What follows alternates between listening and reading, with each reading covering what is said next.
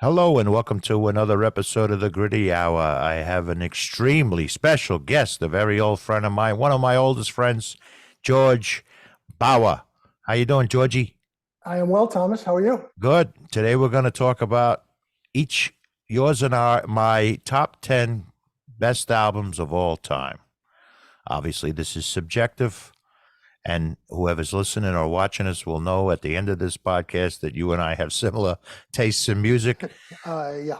We're very old friends and we grew up together, so we shared a lot of the same concerts and music as we went along. So I'm going to let you start, Mr. Bauer. You're a guest. So we'll go from 10 to 1.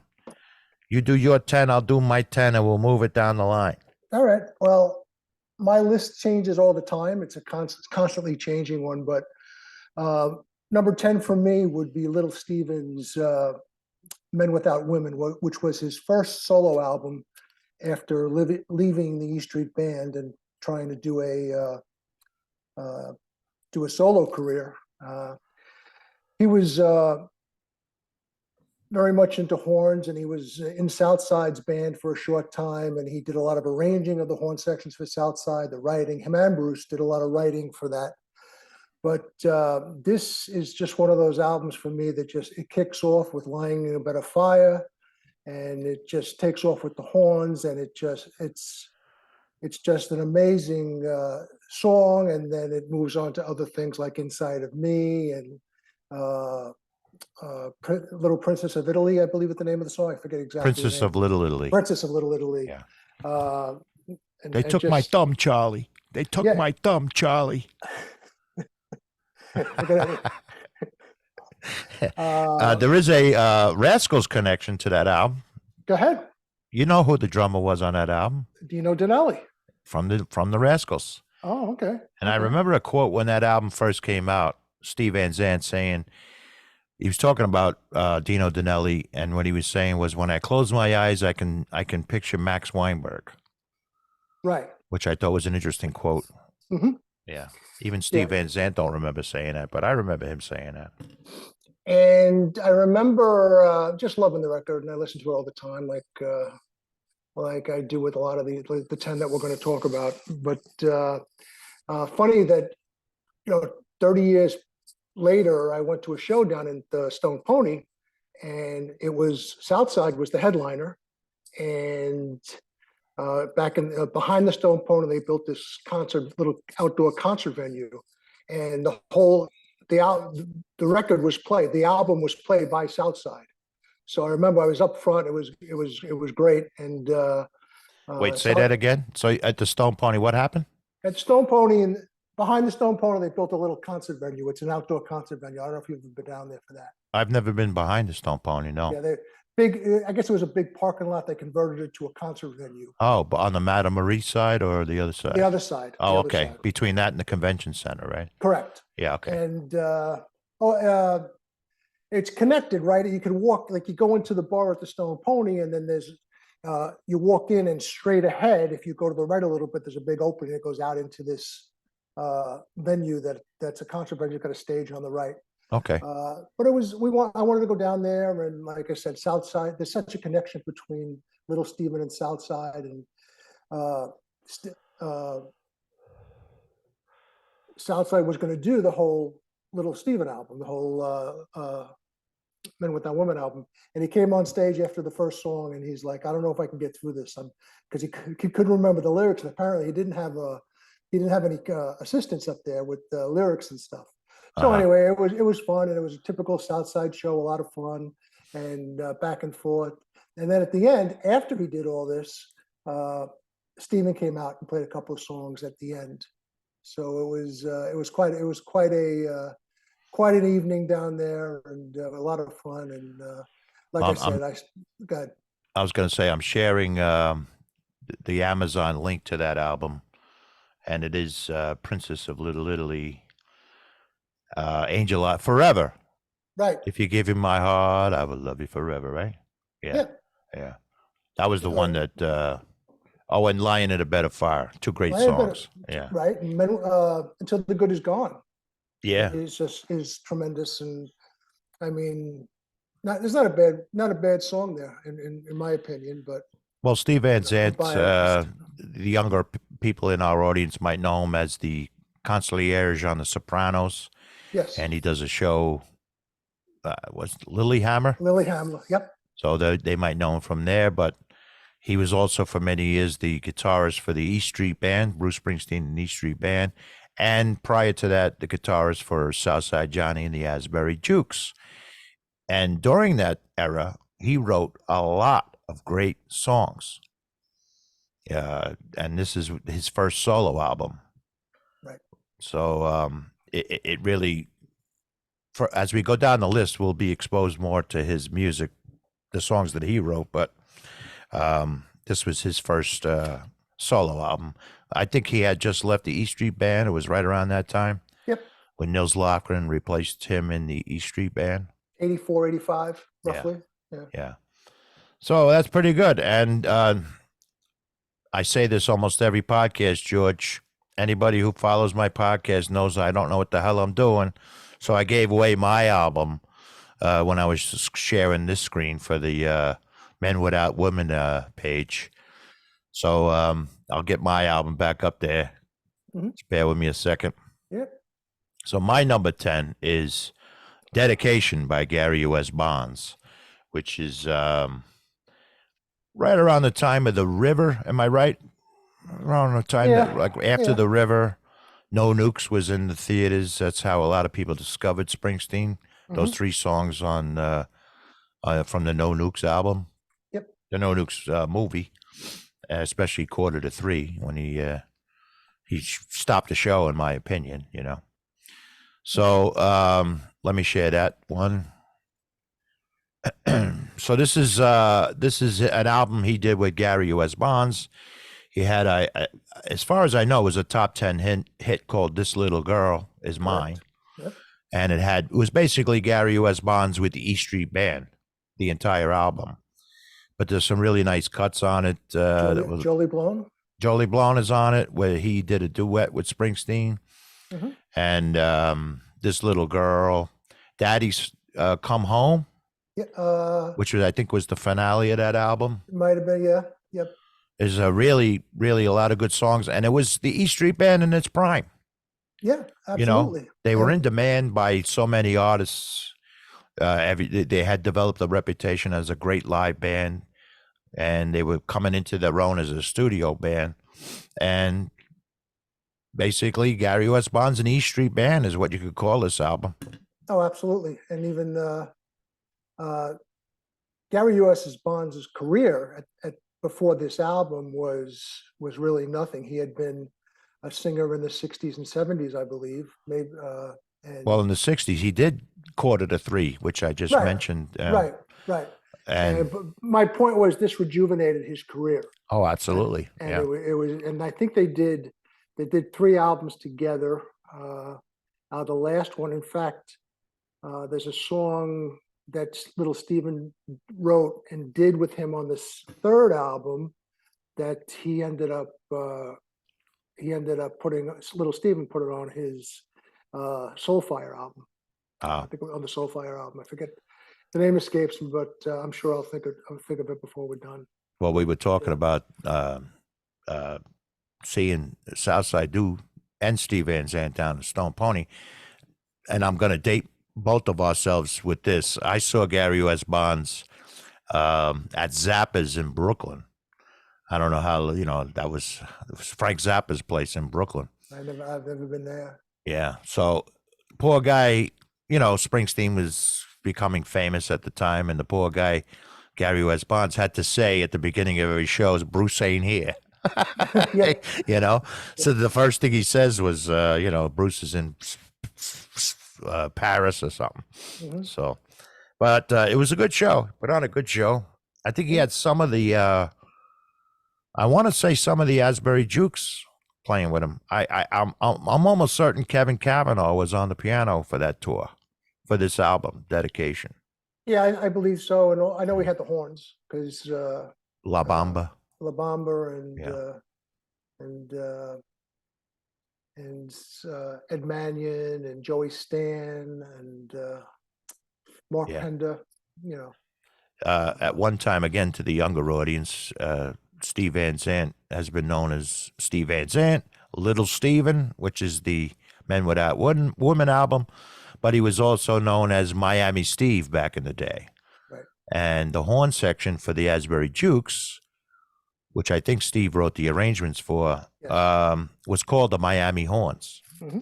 So, all right. So I know what your number 9 is. I'm looking forward to talking about this one because this is near and dear to my heart as well.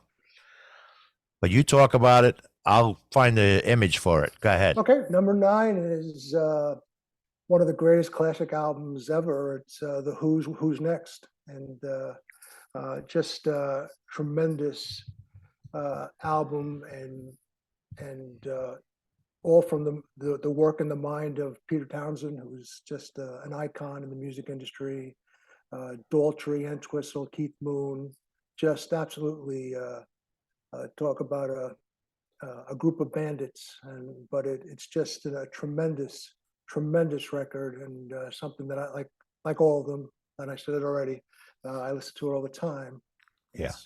It still holds its sound to even today. It has absolutely. It has a robust sound. Yeah. Won't Get Fooled Again, I believe, is on it. It is. Bob O'Reilly. Bob O'Reilly is on it. As again, these younger people might know it as Out Here in the Fields, but it's actually called Baba O'Reilly. Yep. Yeah, it's been on. Everybody knows that song. But Bargain, look at this song list. Can you see this screen? Yeah, absolutely. There's not one bad song on this album. Nope. And Yeah. Behind Blue Eyes is become a real favorite of mine. I love that song. And My Wife was a Entwistle piece, I believe, and it holds up. Now the original album is just those first 2 discs. Yeah, I was just gonna say this because Pure and Easy is a great song, but it wasn't on, and Getting in Tune, but it wasn't in. That sounds like I think that was on. What was the name of that other album? Quadrophenia? No, Who Are You? Who Are You? Okay. Yeah, I think at least Getting in Tune is on that album. I think Pure Okay. and Easy's on it also, but so they did a repackaging for this. This is Amazon we're looking at. So, but as you said, there's not one bad song on here. Nope. No. It's just an A+ album. Yep. I can't. You ever see The Who? I have seen The Who a couple of times. I saw them most recently. I saw them at the Hollywood Bowl, and Liam Gallagher opened up, and they played with an orchestra, which is what they've been doing lately, and which really brought to life a lot of those songs, and particularly from that album and some other things, obviously. But yeah, they still rocking. I mean, I don't know how Townsend does it. I'm sure he's tremendously deaf from all the being in front of those speakers all the time and amplifiers. I could just imagine what he goes through. And when we were kids, you weren't with me when we saw him with the Kenny Jones at the Garden. I don't know. I saw them at with Kenny Jones at Madison Square Garden, which was what was it, like 2 years after Keith Moon passed away. Kenny Jones jumped in there. Can I tell you something completely unrelated but kind of related? Absolutely. In 1986, at the Felt Forum, which is a smaller arena right off the Garden, for those who aren't from the New York area, Chuck Berry was doing his 60th birthday tour. Okay. And he would go into different cities and have a different band in every city, but they were all name people, you know. Sure. And it was actually, I know it was October of '86 because it was actually the Mets were in the World Series and they played the Red Sox. The ball went through Tuffle's legs that game. Okay. So don't tell people think I'm a diehard Met fan. I was actually at a Chuck Berry concert for that show. I think it was Game 1 actually. We'll cut that part out of this. That's going to be edited. Yeah. Nah, but so the band, I don't remember the whole band, but I remember Max Weinberg was supposed to be the drummer, Right. but he didn't show. and they got the drummer for Dire Straits. Okay. It wasn't Pick Withers. It was whoever replaced Pick Withers. Not sure. Yeah. And John Entwistle Oh, was the bass player. oh. Now, I love Chuck Berry. I love the band he had behind him. I spent that because I was sitting on the left of the stage on not too far from John Entwistle. I spent that whole night watching him play. Yeah. The guy was just the best bass player I've ever seen. Just amazing. Just changed the way you play the instrument. Yeah. You know, with that, just And unbelievable. he credits how fast he was on the bass by trying to follow Keith Moon for 20 years, you know? Well, Yeah. I don't know how that guy did it. I mean, I listened to some of those riffs on there, and I don't know. I just it's just pretty amazing. Yeah. So that was a great show. We will sometime in the near future, George and I are going to be back. We're going to talk about our favorite concerts, and I'll give you another forewarning. We went to the same concert. We went to a hell of a lot of the same concerts. So Yeah.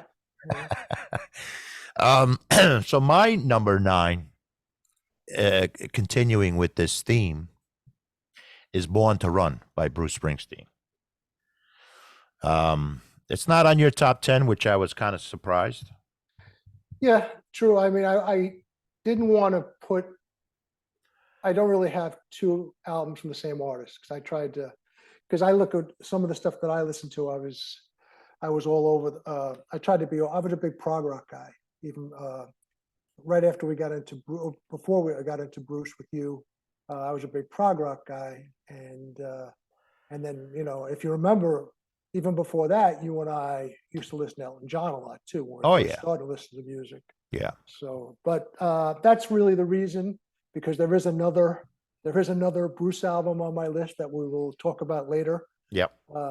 And so I didn't want to put a second one on there, but it's certainly one of the honorable mentions for me if there is such a thing on our program.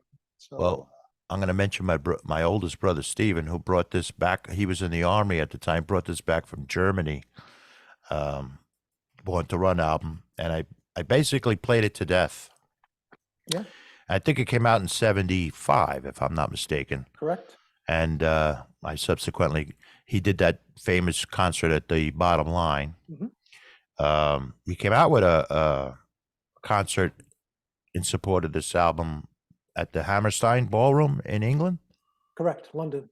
In London. Video, right. Video and CD. Yeah. Yeah. But from our side of the pond, the big famous concert was at the Bottom Line, which I think was aired on WNEW live. And for the boys and girls back in the day, a lot of artists, for promotional purposes, would put their concerts over the radio, on FM radio, and not like Sirius XM. No, and WNEW was a big station here in New York. Scott Muni was the man, and they had a lot of great DJs. But I remember two concerts I remember being on NEW was the Bottom Line one, and the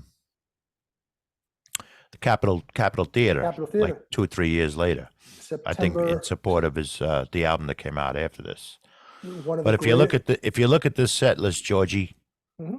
there's not one bad song on this album. No. You again, where do you? It's all over the place. You got songs. Meeting Across the River is about 2.5 minutes long, and then right into Jungle Land. Yeah. Which closes the album, and it's that Jungle Land's about 8 or 9 minutes with that tremendous sax solo at the end. And I think maybe for me, one of the first albums that it was very visual. When you listen to a song, you try to put a vision to it, and this one really got me. In certain, some of the ways that Bruce said his writing and the explanations and talking about a lot of different things on that record that it just held true for me, and I was able to easily imagine it. To this day, I almost know by heart that street you're on when you're listening to the lyrics of Jungle Land. Mm-hmm. And actually the whole album is the same kind of theme, But if one day we do a top 10 songs of all time, number one is always going to be Thunder Road for me, Yeah, it's probably top five for me. Yeah. But you know, it's hard. It's so hard though, you know, because Yeah. sometimes you listen to something a lot or maybe too much, and then you try to give it a break because you get sick of it, you know, and you Yeah. just because you know, I always kick myself. You know, I was listening to a lot of Bruce, and I really didn't try to go out and find other artists, you know, during those years, Right. and so I really missed out on certain things. I think I really would have enjoyed, Yeah. you know, because it was pretty much all Bruce all the time for years there for me, and you know, going to see a lot of shows Hmm.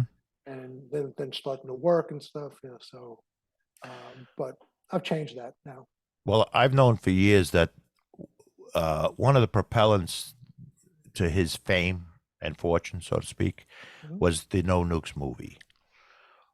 So Yeah, he did The River, which the title song of an album that hadn't come out yet, right. but he was playing it in concert. He did it. He did The River a lot during the '78 tour, and Thunder Road was the next song in that trio, and Quarter to Three. And I think those three songs exposed him to a newer audience. You know, somebody going to a movie to see maybe a Jackson Brown fan or a Doobie Brothers fan that checked out the movie to check them out. We're looking at Springsteen going, "Who the hell is this guy? This guy's great." Right. That's Not I think he garnered a lot of fans from that No Nukes movie. there's That's a just scene there's a scene in the movie, and when they first start yelling Bruce, I think Bonnie Raitt is backstage talking to somebody, Jackson Brown or one of the other artists, and yes. that she's like, what are they booing him for? Yeah, yeah, yeah. I remember Yeah. that. Sounds like they're saying boo. Yeah, yeah. I Yeah, remember that yeah. thing. I don't know if you can see it on your screen, but your number 7 is up there. Uh, Number 7 is Rumors from Fleetwood Mac, Hmm. and Can you see that on your screen, Georgie? I got it. I got Okay, it. cool. I got I'm learning. I'm learning how to work this thing. it. I'm just crossing things off my list as we move on, as we Okay. move along. Uh, the album for me is just timeless. I mean, it's just a great group of songs, and by some great musicians. This band was held together by Mick Fleetwood through many different uh, Incarnations. incarnations, yeah, so to Yeah. speak, and going back to the Bob Welch days, and then even now, I mean, I know we just lost Christy McVie yesterday, I believe, and which is a terrible loss. Mhm. And but I listen to this album a lot, and it's one of the few albums my wife and I agree on. She loves that album, this album, and you know, just looking at the, you know, where do you another one with 12 great songs. Well, Silver Springs is not on the original. It was recorded at the time, but it wasn't on the Yeah, this is a release. repackage. Yeah, I'm another I'm on the repackage. Amazon site. Yeah. Yep, yep. But The song number 1 though has a very underrated guitar work on there. Secondhand News. yeah, Yeah. that's all Lindsey Buckingham, who is just tremendous, and Yeah. But and underrated in my opinion as a oh, guitarist. absolutely, Yeah. yeah, absolutely underrated. And what is it? Go Your Own Way too has that great guitar solo at the end. Hmm. That just it always gets me. It just really gets you going and Yeah. stuff. But It's a good Mick Fleetwood song too. yep, and you know, and even Christie's contributions, Songbird, I believe. I think she wrote the Chain. Her and Stevie Nicks wrote the Chain together, among other things. And Hmm. well, I'm just looking. That's yeah, just and I mean, not that it's not on the album, but Silver Springs is a great song too, even Hmm. though it didn't make that the original pressing or release. Right. But yeah, just a great album, timeless. Like I said, I listen to it all the time, and And Don't Stop is a great song. yeah, yeah. Bill Clinton's campaign song. And you Oh, probably voted for the prick. I know you. yeah, I know. Let's not go. Let's not go there. See, the dogs heard you. I The just dogs said are his going. name and the dog stopped barking. See that? No, it's as I recall, it's probably still is the top selling record of all time. It's one of them, if not Thriller, Michael Jackson's record. Oh, But maybe Thriller passed it, yeah. But for a while, it was the biggest yeah, selling record of all time. yeah. Yeah. And Eileen and I saw Stevie Nicks here in Florida about in October 25th, as a matter of fact. Hmm. And there's an outdoor amphitheater here, and she sounded great. And she played some of the songs. So she played her solo stuff, obviously, but she played Rhiannon and Dreams and a few others. With Waddy Watchell, who's been out there for like 100 years. Oh, he's a great Yeah, studio musician. yeah, Yeah. yeah, tight with Warren. Was tight with Warren Zevon. Played a lot of his. Not to go off on a little tangent here, because that's going to happen with this discussion. We're going to go off on little tangents. Yeah. But yeah, Fleetwood Mac, Rumors, just a great album. It stood through time as just one of a great record. Yeah. I could listen to that all day. The secondhand news. Mhm. That's probably in my top 10 favorite songs of all time too. Secondhand news. We'll take notes for the next podcast. There's just a nice little harmony section between Lindsey Buckingham Mhm. and Stevie Nicks on the second verse of that song. It's like perfect harmony. I really like it. Right. So good job, George. I like it Thanks, Tom. myself. Thank you, Tom. And we moved away from Springsteen for a little bit, but I'm coming right back to him There you go. because my number 8 is probably obscure even for Springsteen fans. It's a Clarence Clemens solo album called Rescue. I'm sure you've heard it, Georgie. Of course, I have a copy somewhere. Yeah, it's when everybody jumped on the Springsteen bandwagon, everybody loved Clarence, and when he came out with this album, it was like wall to wall saxophone. How could you go wrong? Right. With a real a nice rock feel to it. The song that stands out is "A Woman's Got the Power," which is a cover song, but to me it's the best version of that song. Mhm.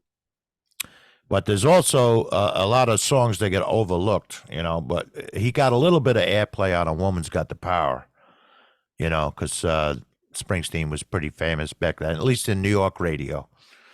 So that song got a lot of in fact, I think later on he did a duet with Jackson Brown. Yes. You're a friend of mine. Yes. And it was, exactly. what was that actress's name that was in the video? She played a mermaid or something. But in the video, she was I forget what the hell her name is. You know who I'm talking about.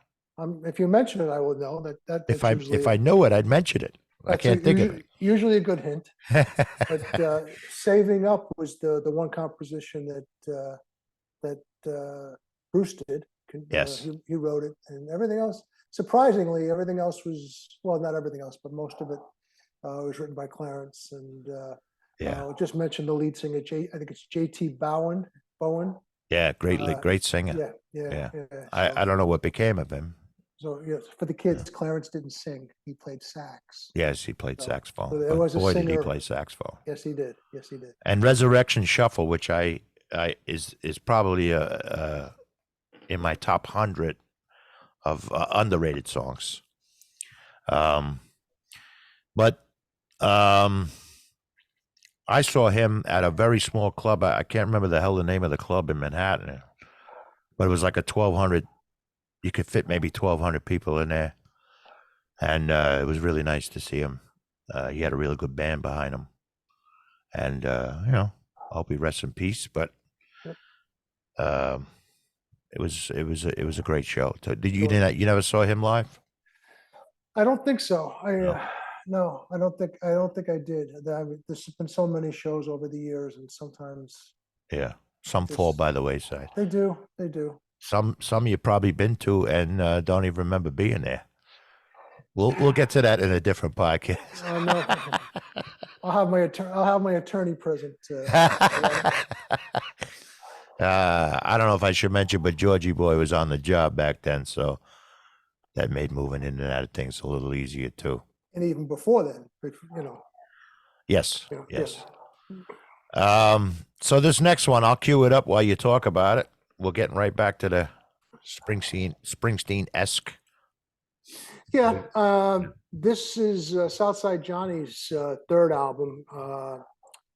Talk about needing a hit album, or like Bruce did with Born to Run. But Hearts of Stone is the name of this record, and it's just something that from the opening, not unlike Men Without Women, there's a lot of connections between Steve Van Zandt and Southside. They grew up together, played together, lived together, and wrote together and sang together and all that stuff. So Well, we mentioned Steve Van Zandt earlier about how great of a songwriter he was. He wrote the lion's share of these songs, and Springsteen wrote the rest.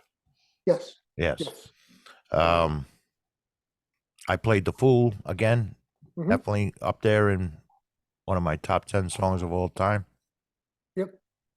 Talk to Next Me. This Time Baby's Gone Forever. Mm-hmm. For good, for good. Gone for good. Yeah. Great song. Yeah. Trapped Again. And interesting about this album is the first two records that they made, Steve, Bruce, and Southside brought in, from what I understand, some soul singers to do different remakes of songs. This album is all original songs, I believe. There's no remakes made, but so I find that a little bit interesting. And this for me is his best by far album by Southside, and you got to give Stephen a lot of credit for the writing and arranging all the horns for this record, and you know, it's great. Bruce wrote Hearts of Stone. Yeah, the songs that Springsteen, he wrote Talk to Me too. The songs that Springsteen wrote on this, to me at the time, illuminated his, the things that influenced him when he was a kid. Because when you hear the lyrics to Hearts of Stone, you think of that Jimmy Rogers song, put your sweet lips a little closer to the phone. Mm-hmm. It's very similar theme. Right. And Talk to Me, same thing. Mighty Max played the drums on Talk to Me on this album. Yep. I think he played the drums on a few of the songs on this album. Yeah. I believe he did. Yeah. And saw Little Steven a few years back on one of the most recent tours, and he came out and he thanked Southside. He was doing it every night. He would come out and he just wanted to thank Southside for keeping his music alive, the songs that he had written. And then he did 3 of the songs, Trapped Again. Oh, cool. And something from the other record too. But so he just came back and thanked him. Well, this was 7th on your list. Yes. As we work backwards, I should say this was 4th on my list. 1, 2, 3. Yep. That's working backwards is my 4th. Yes. Yeah. So this is yeah. So, but it was my 4th. Mm-hmm. So we'll skip my 4th when we get to it. Oh, good. But I'll add, since it's on both of our lists, I know you've been to a few of for a lot of years. Springsteen did a Christmas show to raise money for the Asbury Park area at the convention center in Asbury Park. And he would always have, every once in a while, he'd have little Steven come. He'd have, I've seen him with Elvis Costello down there, and Bruce Hornsby. Yep. Bobby Bandiera from Southside's crew. Bobby would play. Bobby did a great, I have to think about it. There's a song that he played, Beatles song, George Harrison song that he did at those concerts. That was fantastic. The great thing about those concerts was it was more relaxed. It was loose. Oh yeah, Bon Jovi. That's what I was thinking of. Bon Jovi came to some of those shows too, and he would perform with them. Yeah, so for quite a few, I don't know if he still does it, but for quite a few years, he was doing these shows down in the convention center in Asbury Park. right around this time of year, around December, first couple of weeks of December. And the night I saw him, I went with my godson Christopher. You know Christopher, Sure. and we were on the floor, and we had waited like 6 hours for the will call tickets to go on sale, in a cold rain. Okay, so we finally get in there, and it's standing on the floor. So we've been standing, Like and a large gymnasium with the stands on the outside. yes, Like it around it. actually it did reminded me of a school gym. Mhm. But the first thing Springsteen said when he came out was, "I hope you're, I hope you're in good shape or something, because we're going to be here a long time tonight." And I'm like, "Holy shit! I've already been standing for 7, 8 hours," but it was well worth it. In fact, we met Tony Soprano. We met James Gandolfino. He was backstage, I guess, prior to the show, and as the show was and we met La Bamba, who was on the floor with us. But James Gandolfino, I guess, was backstage, and as the show was getting ready to start, he was moving through the floor to get up to his seat. And Clarence Clemens was there, and the Max Weinberg actually had a drum solo that night. As a drummer, I always loved Max Weinberg, and the chance to hear him play for like 5 minutes straight without any other music was great. And Nils Lofgren was there. It was a really fun night. Yeah. Elvis Costello, they did Allison. Mhm. Garland Jeffries was there. Bruce Hornsby. Well, when you mention all the shows, this was over like a 2 or 3 year period. He did like 3 shows every year, and I mean, the people we just mentioned, they weren't all at one show. They were different special guests, different nights. Yes, I mean, but this particular night, everybody I just mentioned was there. Oh, really? Okay, Yeah. okay. I missed the good one then. Yeah, and they did Kitty's Back, which is a Springsteen song. And I happened to turn around.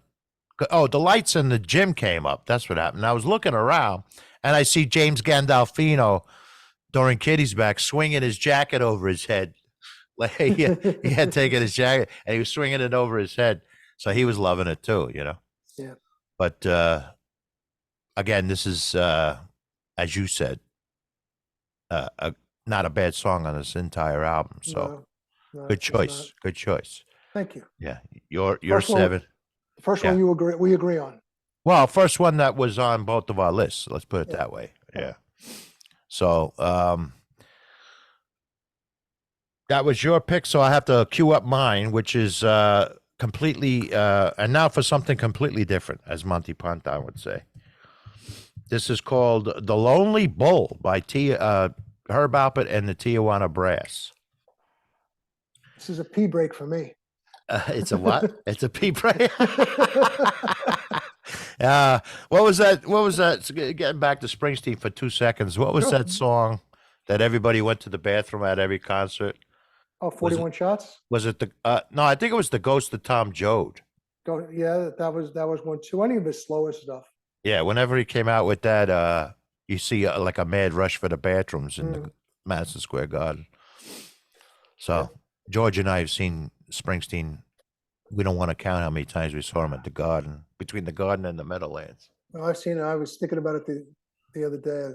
A lot of different places. Yeah. West Coast, East Coast. I saw him in St. Louis, Missouri with Dorothy and Oh, I didn't know that. Christopher, sure. And I think you and I saw him in Hartford, Connecticut. Yep. I might have saw him in Albany. Huh? Albany, Philly. You came. I've been to Philly down there. Yeah. Mm-hmm. Yeah. But all right. So again, here's something completely different. And the reason why I love this album, Herb Alpert and the Tijuana Brass, "The Lonely Bull," is because it was probably my father's favorite album. So growing up, I heard this on the turntable a lot, and I just loved the songs on them, And there isn't hardly any singing on it, but there's a song called "Never on Sunday," which always sticks in my head, and I just love this album. I'm sorry. That's okay. I found out recently that not only were none of these people from Mexico, they definitely weren't from Tijuana, but they were all from California. Nor were they lonely bulls. Yes, and obviously A&M Records. Herb Alpert is the A in A&M Records, so he's from California, and then the whole band was from Cal. They all wore sombreros, but maybe the closest they got to Tijuana was San Diego. But it was a great great album. I'm gonna have to pull it out and listen to it. Oh, you should. Never on Sunday. Okay, I'll wait till Saturday. Yeah, you could do it tomorrow. Yeah. Okay, thank you. So that's my number 7, and I'm sticking to it. Yeah, that's in honor. You like what you like. In honor of me aged father. Yes. So now we got your number 6. Yep, the shortest album on my list. Probably everyone's shortest album. This Making Movies by Dire Straits. Mm-hmm.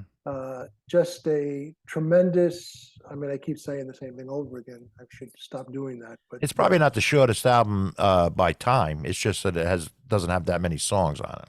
Well, I think it's only 40 minutes. Oh, yeah? Yeah, there's, you bring up the list, but I think there's only 7 songs on the whole album. Oh, really? Yeah. Okay. Yeah. And from the opening notes of Tunnel of Love, and we'll go with the Bruce connection, Roy Bittan, who is the pianist for the E Street Band, plays on this record, and he's got a wonderful little solo in this the opening song, Tunnel of Love. Mm-hmm. And but it's more than just that. It's every song, maybe not Less Boys, which is a song on the album, which I'm not fond of necessarily. That's the song everybody skipped on that album. Yeah. But Tunnel of Love, the song Making Movies, Skate Away. Yeah. Just a great album. Yeah.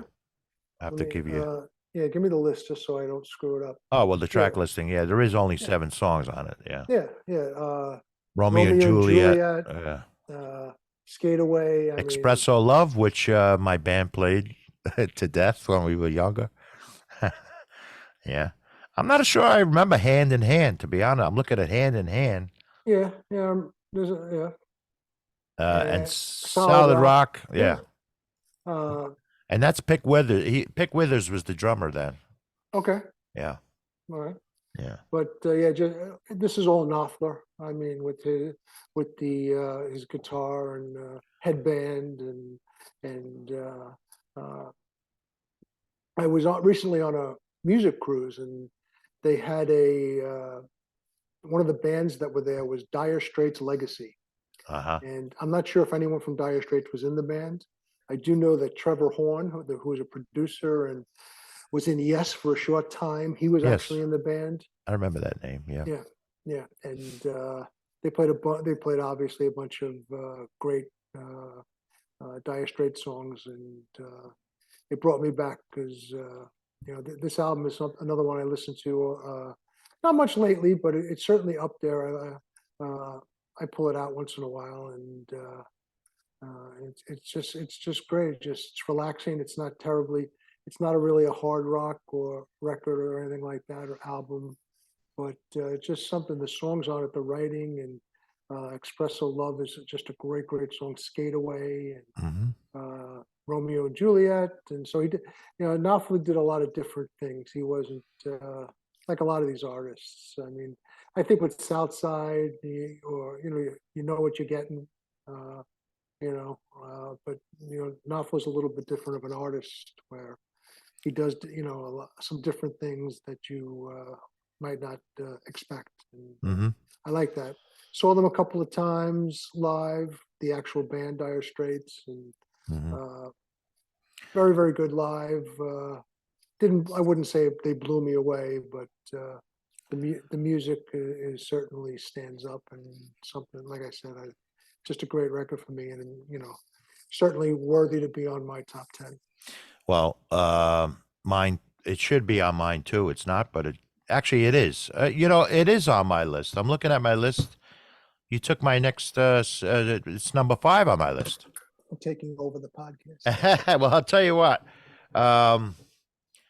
Since this podcast definitely has a E Street theme to it, one way or another, it seems. I think you were sitting next to me at the Garden for Dire Straits. I think it was you. Could have been. And Roy Bittan came out and played with them. Oh, yeah. Yeah, I do vaguely remember that. Yes, Mhm. yes. So it brings back good memories. This album. Every time I hear a song from it, Skate Away got a lot of radio play, and Espresso Love got a lot of radio play. Well, But Tunnel of Love was too long to get the radio play yeah, at that and time. Romeo and Juliet, there's great guitar work at the end of that song. Yeah, and it tells a great story, a love story, and Mhm. it's just something that you really connect to. All these albums, all this music that we talking about today. Yeah, It's the way you connect to it, one way or another, and yeah. you know. It's what you jump into when you're a certain age, and that sticks with you for the rest of your life. Yeah, it certainly does. I'm not sure my next one is even on Amazon, Okay. but I'll try and cue it up for you. Yeah. It's Escape Artist by Garland Jeffries. Oh, It's not on great. Amazon.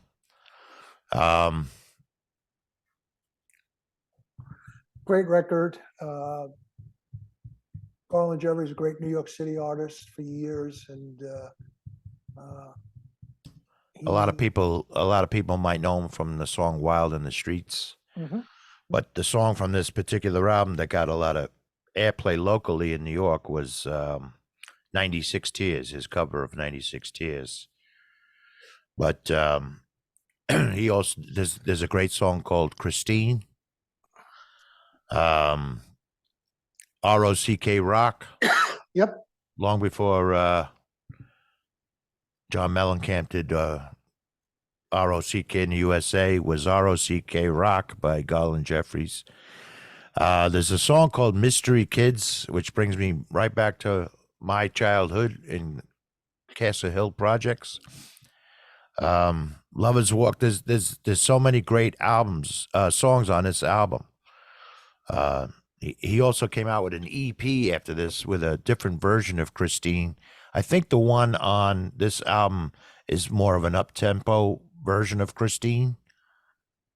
And he came out with an EP. It was like a 3 or 4 song EP that had a slow, beautiful version of Christine on it.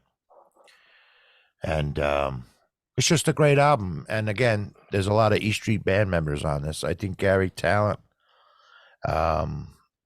and what was the organist?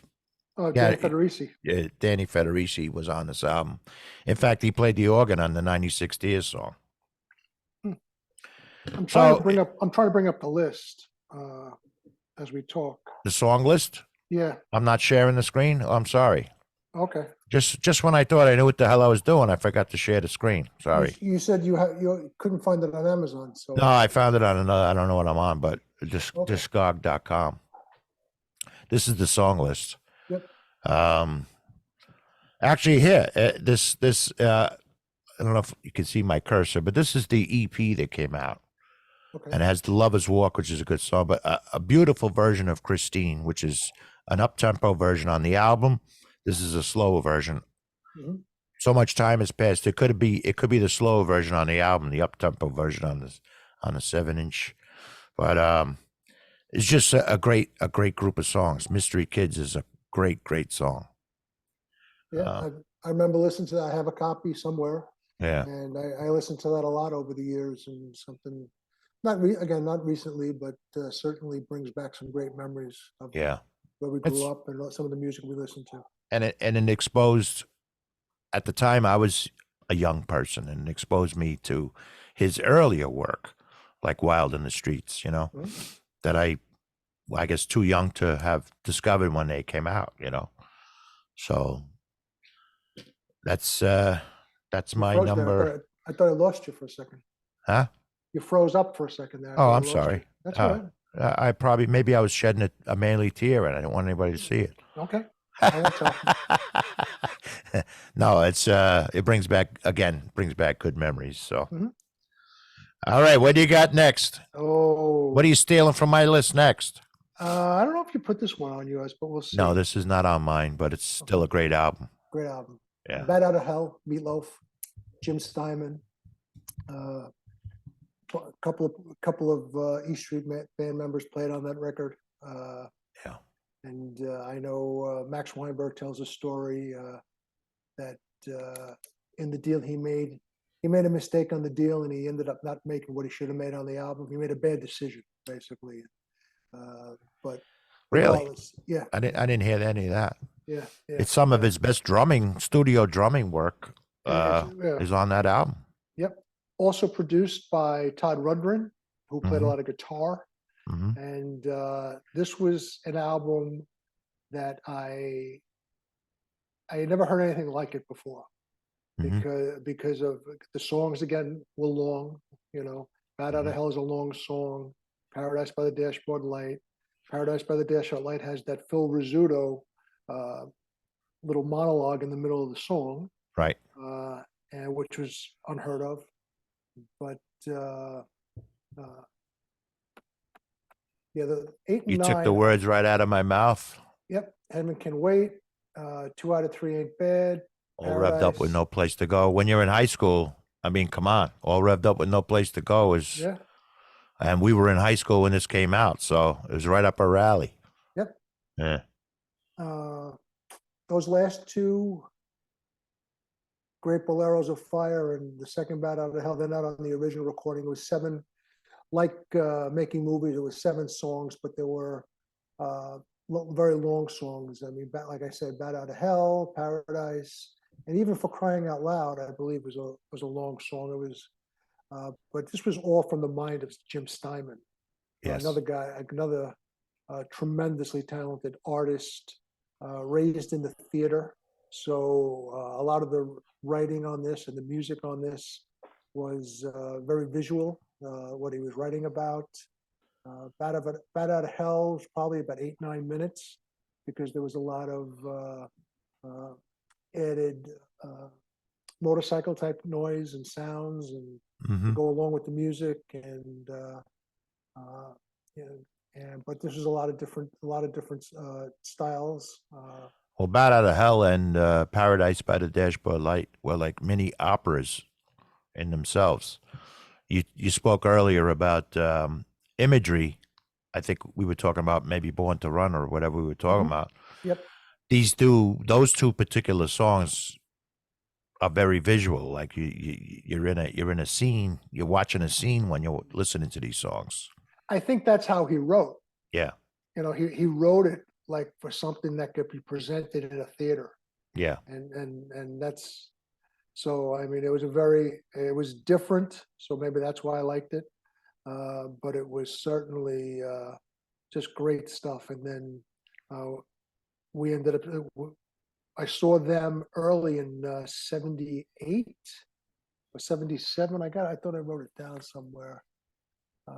At the Wellman, it was the Dr. Pepper's uh, festival, and Oh, they I did saw tons of bands there. Yeah. and they did concerts in Central Park at a skating rink. Yep. That was years later made famous because Trump had bought it uh, and was going to do something with to try to restore it and stuff. I don't know whatever happened with that, but great album, great show. The show was basically the album because he didn't have anything else out there to perform. Steinman was the piano player, both on the not on the record. Roy Bittan was on the record, but Steinman played live with the band, along with Ellen Foley sang on the album, who later became famous in Night Court. She was a singer, a Broadway singer, I believe. And then Carla DeVito did the tour with them, and Carla DeVito uh, was also, I think, had a history in the theater.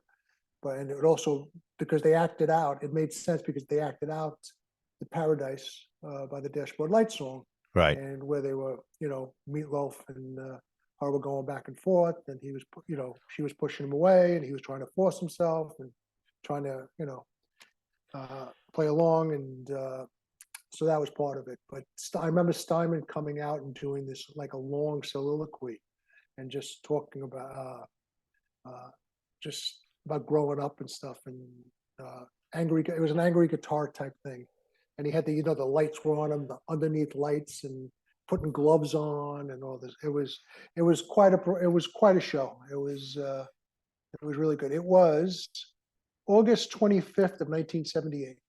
That's, Wow. Yep. I looked it up. I was surprised to find it on the set list website. Did I go to that show with you? I'm surprised my parents let me go.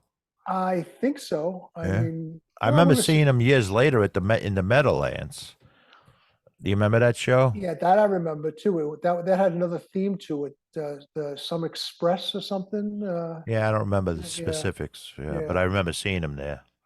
I don't remember who I went with. I know I was there because I remember the show pretty vividly, the music Yeah. and stuff. But Hmm. if I had to guess, it was probably you.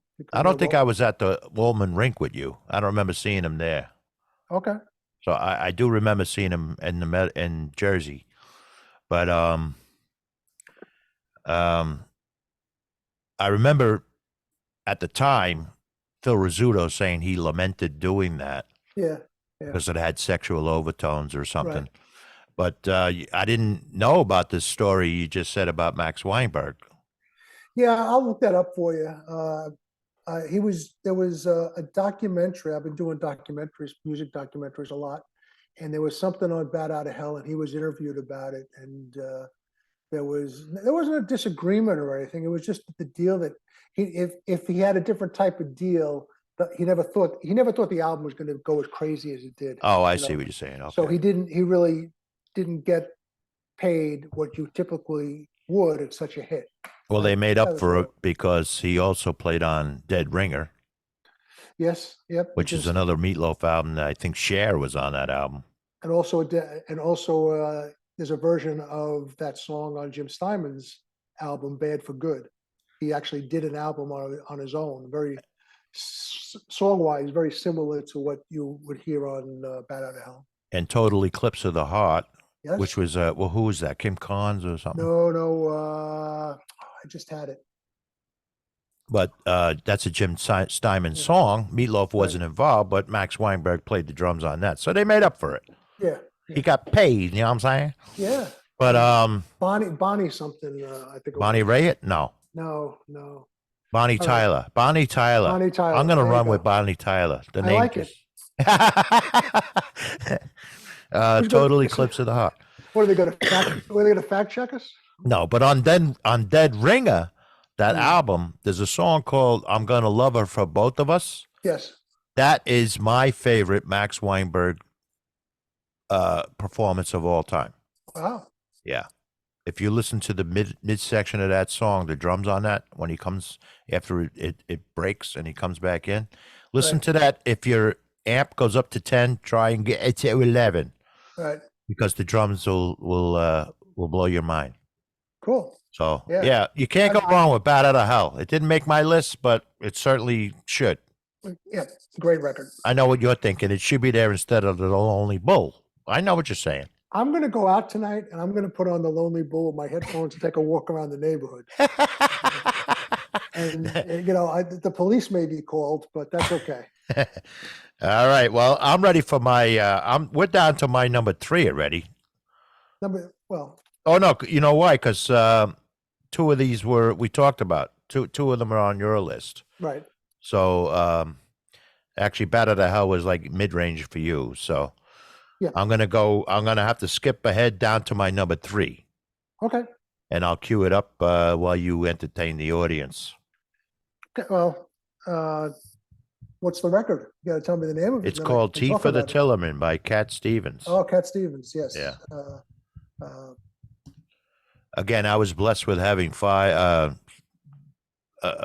two parents who loved music and 5 older brothers that were deep into music because they were all much not much, but they were all older than me. So I was at a very young age exposed to a lot of great music, the Beatles, the Stones, whatever.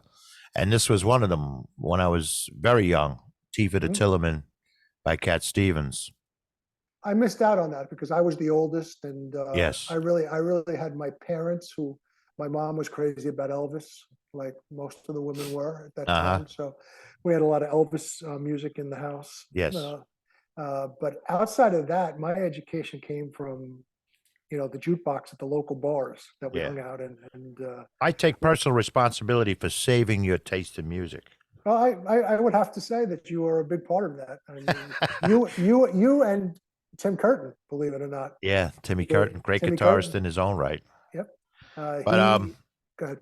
I was going to say the reason why I picked T for the Tillerman is this goes back to when I was like 8 years old, but I still love it today. And again, I'm a drummer, so I just love the drums on all of Cat Stevens' albums. But if you look at this song list, I don't know if am I sharing this screen or what? No, No, see, I suck, George. I suck at this. you're doing fine. Yeah, this is the song list for that album. Where Do the Children Play? Hard-Headed Woman, A Wild World, Sad Lisa. There's not one bad song on this entire album. Even T for the Tillerman, which is like a minute 30 seconds long, but it's just a great song. He was a very prolific writer during this era. In fact, there was like a twin album to this called Teaser and the Firecat, which had Moon Shadow on it. Right. But this particular album is just, even today, is a go-to album for me. So I don't know if you can see that song list, but I'm sure I can. I'm sure you recognize a lot of the songs. Miles from Nowhere. Yep. And A few of them, not all of them, but a few of them. But yeah. I was never a big. You were probably the only person that really, played Cat Stevens for me, and I don't have a lot of memories of that. And his subsequent albums, and again, they all had great sound. Like there's this album called Catch Bullet 4 that the drums on there are just phenomenal, and they sound new even today. It's kind of like the Jim Bonham effect. They still resonate today, you know. So that's it. That's my number 3, and I'm sticking with it. God damn it. you want to you want me to do mine, or Yeah, okay. absolutely. Yeah. Okay. Yeah.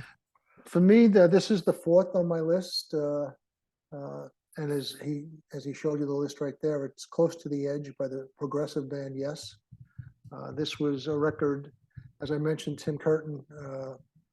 Tim Curtin was another friend from grammar school. We ended up going to the same high school for a short time, and he was a big musician, and he like you do with a lot of your friends, you sit down and listen to music together, like I did a lot with you, Tom.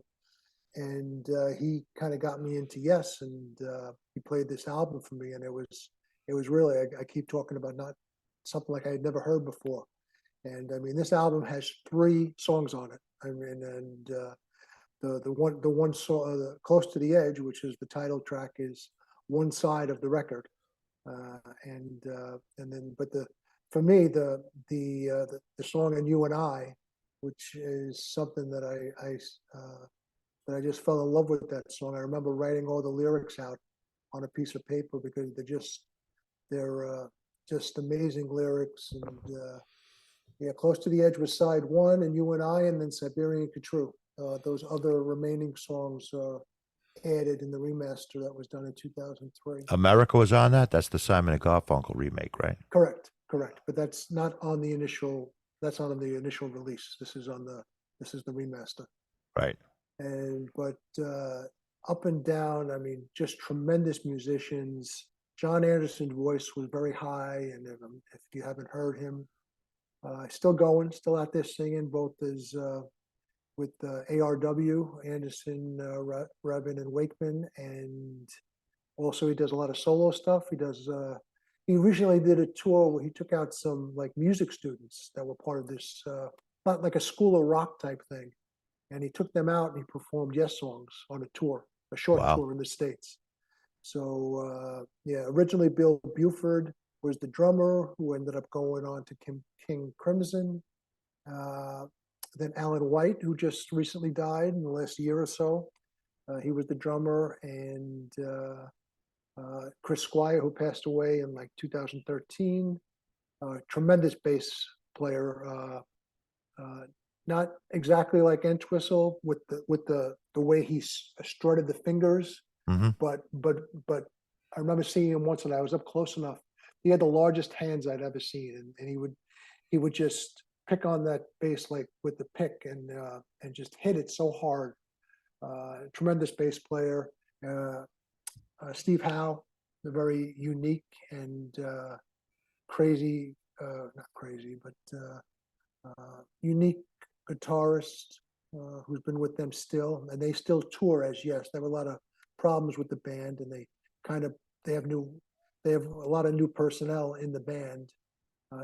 What Yes, whoever got the name Yes to use, and I saw them a few months ago here in Tampa and Clearwater, and they were tremendous. They were the 50th anniversary of that album they were touring on, and they had replaced Alan White and Chris Squire and John Anderson. So they're still out there, and they tour a lot. I mean, which was one of the problems for Anderson leaving the band, is that he couldn't put that much strain on his voice, and he had some health issues too, and he didn't want to travel as much.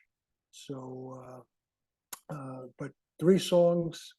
I listened. It's great. It's great to be on the treadmill. Great for me to be on the treadmill listening to those songs because they're long and they move, and they're quick and fast, and just very, very enjoyable. And, What album was All Good People on? I believe that was on the Yes album. Okay. Yeah. Yeah. That album is that song is about John Lennon. Did you know that? No, I didn't know that. Yeah. If you listen closely to the background of that All Good People, before the fast part comes in, the background is singing Give Peace a Chance. yeah, all we are saying is Give Peace a Chance, and he mentions Instant Karma in the song. I don't know what the hell it's about John Lennon, but it's about John Lennon. So we're gonna stick with you for a second, George, since we're ahead of we're ahead of you had a couple of songs on your list, albums on your list that were also on mine. So I'm gonna jump right to your next one. Okay. The next one is Sgt. Pepper's Lonely Hearts Club Band. Great Beatles record. My favorite, obviously, Beatles record. There's many albums to choose from in their collection. This is the one that hits me. It's just an unbelievable album, released in '67. It tells a story. It's one of the first albums, I believe, that were the songs were kind of intertwined. Thematic, yeah. And it's the same thing like we talked about the visual. When you talk, some of the records on there is some of the songs on there, they really come to life in your mind, which is what, like I said, music is about. Well, when you consider the release date, 1967, that's pretty ahead of its time, this album. Yeah, a lot of drugs involved. That'll put you ahead of your time. And a very interesting artwork, too. I mean, I don't know if you have anything there about the artwork or the... well, actually, for this album, I clicked on Wikipedia instead of Amazon. I see Wikipedia needs some money, so if you have some extra money under your cushion, send it to Wikipedia. But I'm looking for the song list, actually, right now. They break it down by song. Okay. With a little help from my friends on that album. I didn't even know that. Yeah. We'll go through. Well, the first is Sgt. Pepper's Lonely Hearts Club Band. Yep. Yeah. And then with a little help from my friends.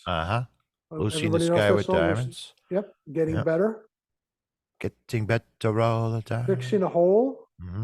I don't know if I know that by its title, Fixing a Hole. Well, I'm not going to. We'll get in trouble if we sang it to you. I'm not going to. No, I was hoping to coax you into singing it, but I guess not. She's Leaving Home, I don't recognize either. Okay. Yeah. Mr. Kite. Yeah, I know that one. Within You, Without You. When I'm 64, obviously, Lovely Rita. And we're chasing that. We're chasing that song, Georgie. Yeah. Not too many years down the road. Yeah, we got plenty of time left. Lovely Rita, Meet a Maid.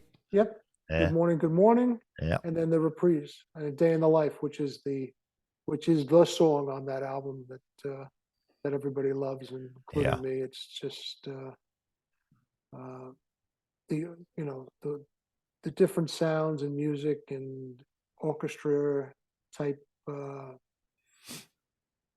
sounds in it. It's just it's great. It's just Some great. It's a some of the great song. Beatles.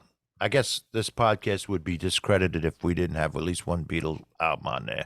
So I appreciate you doing that. Yeah, Um, some of the Beatles, I kind of remember saying they were chasing after the Beach Boys for their sound. Does that ring a bell to you? yeah. I again on a documentary there was some discussion about that, and And it reminded me that one of the albums that probably should have been. I'm gonna gang up on the Lonely Bull because Pet Sounds should have been on my top 10 too. yeah, yeah. I can't argue with that. Yeah, I mean, I didn't even make my honorable mention. I got yeah, a few records there, honorable mention, but yeah. Well, you can't go wrong with Sergeant Pepper or the Beatles. And I'm going to queue up your next one so we can catch up to one another, and we'll be down to our last two. okay. The next one is my number 2 on my list. So Yeah, you do want me to your go? number two, Okay. and then I'll do my number two, and then yeah. This is so good, like the River, Springsteen's The River, that got 2 tours. This Mhm. album got 2 tours also. One, the most recent one in 2017. This record is U2's The Joshua Tree, Mhm. which is I had to have an Irish band, so it was either this or the Pogues. Well, you got to So keep your wife happy. I'm sure she's not too far away from you right now with a no, shoe in she's. her hand. But this was the album that exploded U2.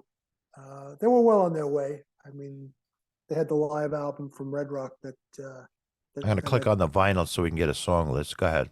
okay, and Where the Streets Have No Name, With or Without You, One Tree Hill, great song. We'll go from the top though. Where the Streets Have No Name, I still haven't found what I'm looking for. With or Without You, which was the single and the big hit off that record. Bullet the Blue Sky, the anti-gun song. Running to Stand Still, a very slow, methodical, tremendous song. Red Hill Mining Town, In God's Country, Trip Through Your Wires, One Tree Hill, Exit, and Mothers of the Disappeared. Not a bad song on that record. Probably Where the Streets Have No Name, and is a favorite of mine. Running to Stand Still, like I said, is a great record. Well, And everybody knew With or Without You, right? yeah, that I was think that was the one that got song. the most radio play. Yep, and I still haven't found what I'm looking for too. I would say would be number 2 on that record. And Where the Streets Have No Name is typically an opening song for them on those couple of tours that I saw. And they're great live, and they've just put on a tremendous show. Larry Mullen Jr., Adam Clayton, The Edge. Hmm. It was funny. We were on vacation, and I think we were in Greece, and Eileen and I were walking around a ruins and just checking it out and stuff. And I look over, and there's a couple with a young kid, and I didn't approach him, but it was The Edge. Oh, really? So yeah, Oh. yeah. So I should have went over and said something, but I didn't want to bother him. He wasn't. Well, we Well, segued into this album from Sgt. Pepper by the Beatles, and later in the Beatles' career as a band, they did that rooftop concert. Remember that? yeah, absolutely. I didn't. You two do something similar for When the Streets Have No Name? Didn't they do a video on a rooftop somewhere? Yeah, they did. Was it San Francisco? I want to say. It was either San Francisco or LA. It might have been near a Tower Records, the way it comes back to me. Yeah. But yeah, they did, and the video for it, and the police coming in because they didn't have the proper permits. And Yeah. When it which came was- out, when that video came out, it reminded me of that rooftop concert the Beatles did towards the Yeah. end of their career was it Let It Be? What was that album? I forget Yeah, it. Let It Yeah, Be. Yeah. yeah. And Good it brought album a though. lot, Joshua Tree's a damn good album. yep, it brought a lot of attention to that event, brought a lot of attention to them and helped. It was great publicity, whether or not they got summoned or, Yeah, had to pay a fine. Who cares, right? yeah. Well, if you need publicity, go to the LAPD, right? Well, I'm gonna jump on my number two, and then we'll both square it up with the number ones. My number two is recent Rock and Roll Hall of Fame inductees, A Question of Balance by the Moody Blues.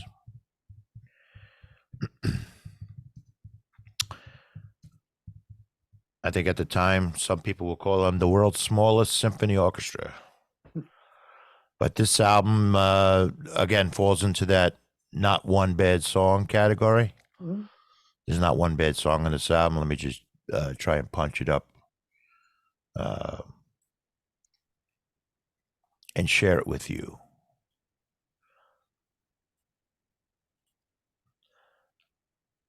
Again, this was in their prime. They came out with this album.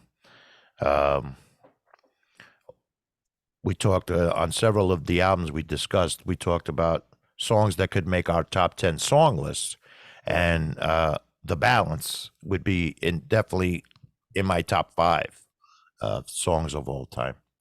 But it starts with the question, why do we never get an answer when we're knocking at the door? And the tide rushes in, don't you feel small? Every single song, the minstrel song, it's a great song, great drums on that song. Melancholy Man, which did get airplay. You probably, if you listen to NEW in New York City back in the day, Mhm. I'm sure you heard Melancholy Man. Dawning is the Day. The songs on the bottom tier of that it's a 10-song album. Right. Again, we've seen this. They do this a lot now. Mhm. They reissue things with mix and match songs on it. Yeah, squeeze every last nickel out of you. But it starts with the question and ends with the balance, and that's the album, A Question of Balance. And that's number 2 on my all-time list. What's Mike's number one? Because I apologize, I'm not terribly. What's what? Number 11, Mike's number one. Is that? Do you know what that is? No, I don't know anything after 10, to be honest with you. Okay. Yeah, Okay. there's an I guess an unmixed version of minstrel song. Okay. I know the question has a version that is more acoustic, if I recall, Mhm. than the one that's on the album. Those aren't familiar. The question starts off fast and it has, I'm looking for someone to change my life. You know, that Mhm. slower part in the middle. And Yeah. so I'm assuming number 12 is the acoustic, the more acoustic version, if I'm not mistaken. Right. It's Up to You. I don't think it's on that album. Oh, it is on that album. Yeah. So these are just different mixes. Right. I don't know what Mike's number 1 means. Okay. Yeah. I was just curious. I wasn't Yeah. familiar with it. Yeah. So that's my number 2. That's Tom's number 2.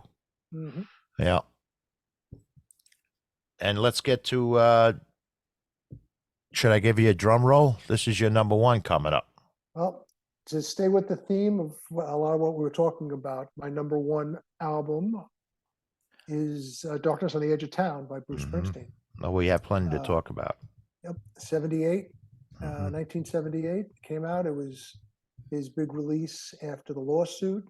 He wasn't able to play live for a couple of years, but due to a lawsuit with a former manager, Mike Appel, and he came out rocking, and he came out angry, and it's all there. It's the characters again, just like Born to Run. You can put yourself in certain issues and places with them, connecting with them. At 866, that's a steal at this time. Yeah, I don't know. That's a CD though. Mhm. That's the CD. Yeah. The one thing he's very, very good at is when he turns around and does things live, these songs just take a different shape, not a different shape, but an enhanced shape. It's just some great stuff. Badlands, Adam Raised a Cain, talking about his relationship with his father. Something in the Night. Night is a big theme here throughout this record, I think. Candy's Room, Racing in the Streets, Promised Land, Factory, Streets of Fire, Prove It All Night, and Darkness on the Edge of Town, which closes out the album. Still probably my favorite song of his, Darkness on the Edge of Town. Well, the album. to your point from a minute ago, every single one of these songs was done, in my personal opinion, done better live. In fact, I kind of remember Springsteen mentioning that he didn't like the performance so much on the album, the performance of the band, for one reason or another. But every single one, and I think the statute of limitations are up on this, Officer George. We had quite a few Springsteen bootlegs back in the day. We did. And we grabbed a hold of Winterland. Winterland, and the other one that's kind of unofficially released, but you can get on Amazon Music if you have the service. It's the Passaic. You referenced it earlier. The Passaic, New Jersey Capitol show. Theater. Capitol Theater, September 19th of 78. I want to say, or September 17th of 78. There was like a 3-night stand. It was the 17th, 19th, and 20th, I believe, of 78, and that's where you see these songs come to life, because he was finally able to come out and play live, and it's just great stuff. And he's great with certain songs. He's able to turn it around, and like Darkness on the Edge of Town is a slow, kind of rocking, methodical type thing, very angry song. But if you saw him, he turned the song around years later when he went out on his own and played acoustically, and did some acoustic versions of Darkness on the Edge of Town, where it was very quick. It was quicker than the original version, but it still had the same power, I thought, and he's very good at that. And just a side note, if you and the viewers, I mean, on the Nebraska album, there's a song called Reason to Believe that's he recorded solo originally, but he comes back out in I think 2017, and he does a remake of that song, a bluesy version. Of what song? Reason to Believe. Oh, okay. If you go to YouTube and Springsteen, Reason to Believe, Milan, M-I-L-N, that's the best version that's on YouTube. That's just something I've always loved about him. He's always pushing the envelope and trying things different ways. And this was just connected with me and you and so many others. I mean, we talked about this and listened to this record forever. Well, we were in our mid-teens, I think, when this album came out. 16, right? 16. And well, you were 16. You're much older than I am. But anyway, again, a lot of I think the one from Winterland bootleg. Okay. Which we didn't purchase them. They were in the street, and we happened to pick them up. Remember? Found. We had nothing to do with buying them in Greenwich Village. We had nothing to do with that. But anyway, Bleecker Bob's. Every single one of these songs, I believe, was on that album, and every single one, the performance live. Maybe Adam Raised a Cain wasn't. I don't remember, but most of these songs were on that album. I think everything but Adam Raised a Cain and Something in the Night. Everything else was mainstays during that tour. Yeah, I might have heard Something in the Night on another bootleg I found on the street. Another one?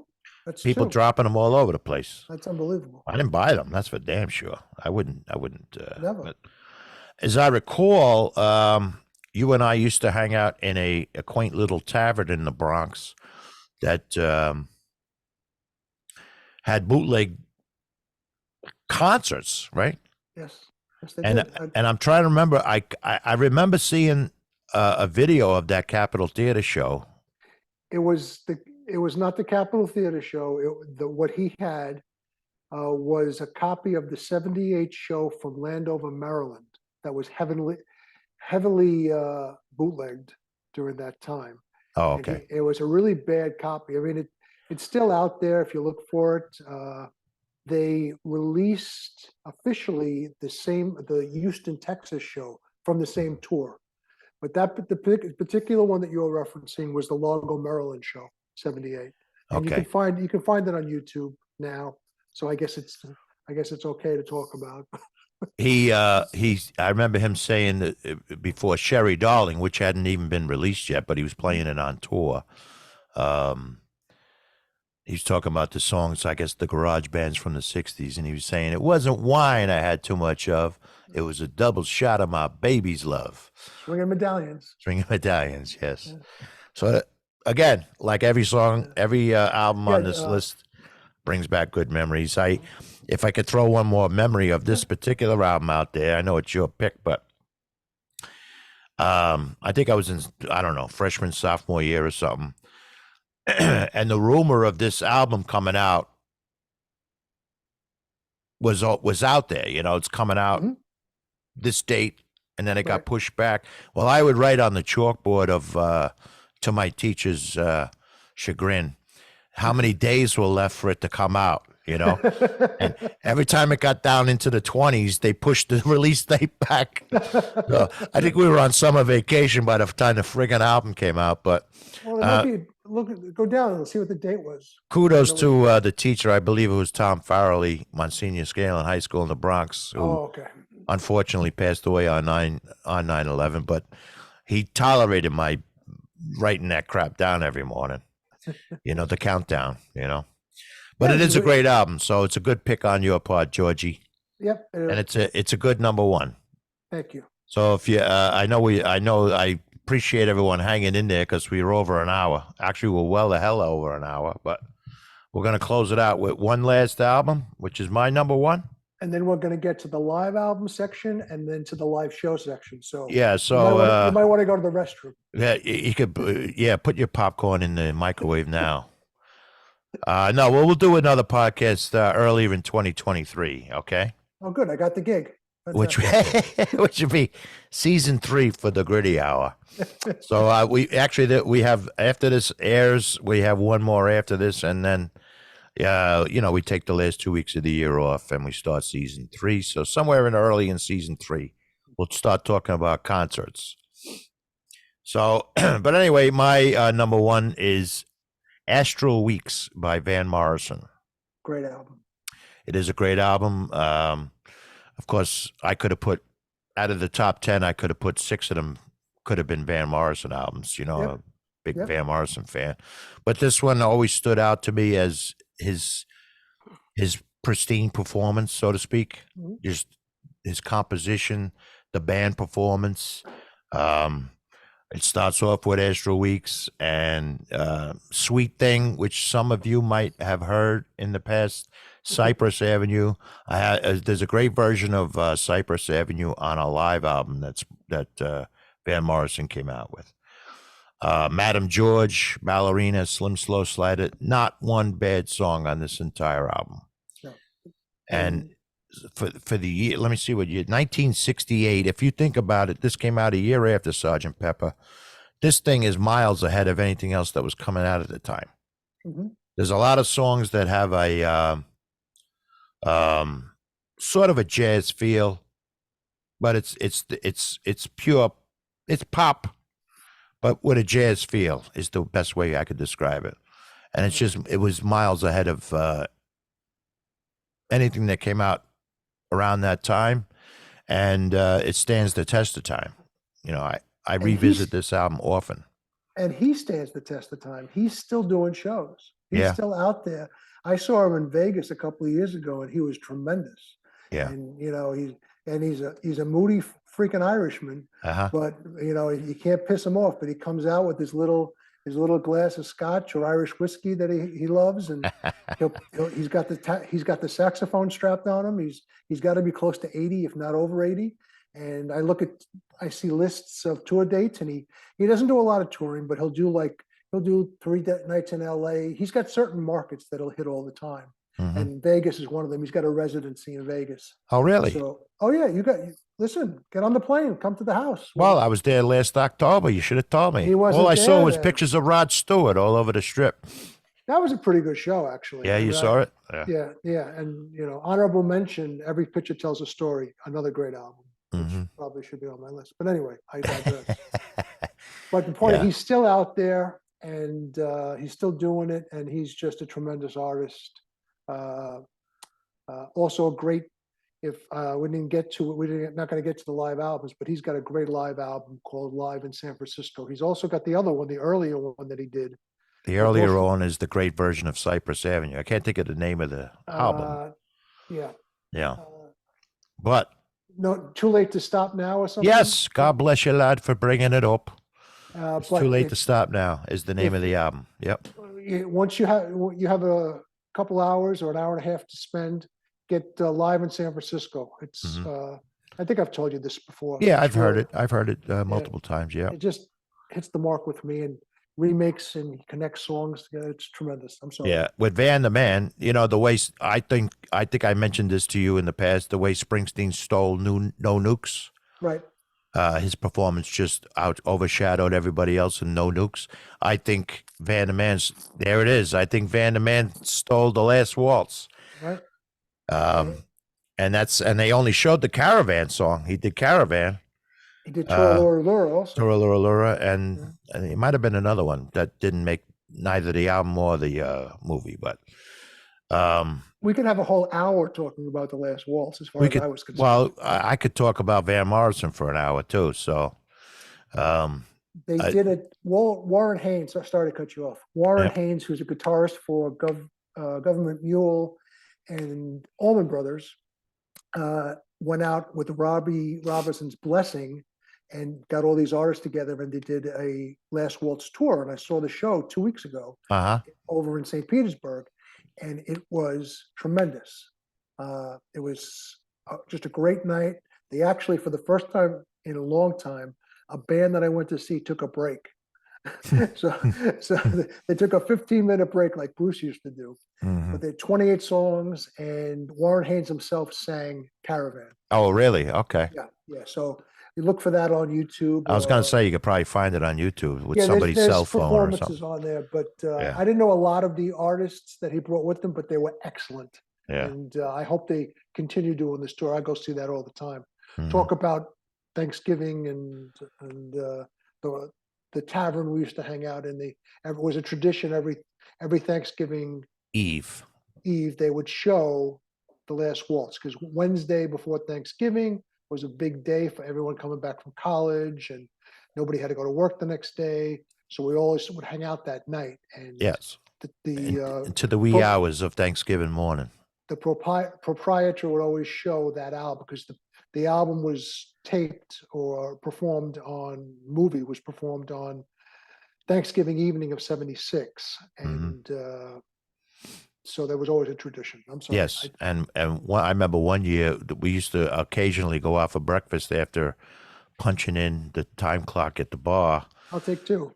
Yeah, and I like a jackass one. It was Thanksgiving morning. It was like 4:45 in the morning. I ordered a turkey club sandwich.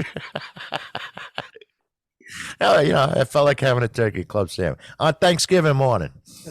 But I digress. This probably for the rest of my life will be not my number one album of all time, and I highly recommend it. And I certainly appreciate you coming on tonight, Georgie. Thank you. To anyone who knows us that's listening knows George and I have known each other for 178 years now. Going on 179. We were both in the 4th Regiment in the Civil War, and here we are today. Yep. Well, we listened to a lot of music over the years, a lot of good music, in my opinion. It was an absolute pleasure. Yes. And, thank you for having me. And hopefully now we got to move on for new music. So that, we have to find out new, like I was thinking about it the other day, as we approach our 70s, who am I going to go see live? Approach our 70s, and we haven't gotten into the 60s yet. We're into the 60s. You are into the 60s. Okay, you're not. Let me tell you, kid. But my actually a more modern band that I'm hooked on now is called the 1975. I don't know if you've ever heard of them. My daughter likes that, and Yeah. I have to get into that and pull it apart. I've been Yeah. trying to find. She's been on Taylor Swift craziness, and we got her tickets, thank goodness. So she's going to be able to see her in Vegas. But my band right now is the Killers. They're above anyone that I've seen new lately. So they're a good band that hopefully they'll be still out there in the next 9-10 years when Yeah. I approach 70. So, Well, I've recently discovered this Megan Trainor. I remember years ago hearing It's All About the Bass. You know that song? yeah, Well, now she has a couple of songs out. One's called Title, right. and one's called Made You Look. You know those songs? You know, I'm a sucker for sugary pop music, George. And that's what these are. But I love that. I love the songs. Yeah, So, you know, we're not dead yet, George. no, nope. I got a long way to go, But again, I in early 2023, GB, we're going to talk some concert. We're going to have a little concert podcast, I look forward to it. and we'll talk about seeing Van the Man at the Wallman Skating Rink, Dr. Pepper Show. Van Morrison? I saw Van Morrison. Yeah, Not sure I was with I you. think it was Mr. J.R. McCarthy that was with me at the time. I don't think I was with you for that one. Yeah, I wish I had seen him back then. but you and I saw a lot of great shows together. We'll have a lot to talk about, including First Row at the Garden for Bruce Springsteen and the E Street Band. Jay Giles, George Thorough, good marching band. I could have tied Danny Federici's shoes. That's how close we were to the stage, because he played Sandy. Well, we'll talk about it next year. Yeah, absolutely. All right, GB, thank you so Thank much you. for your time No, tonight, my friend. Thank you. Appreciate it very much. All right, well, and have a happy holiday as we come to the end of our season number 2 for the Gritty Hour. Take care, everybody. All right.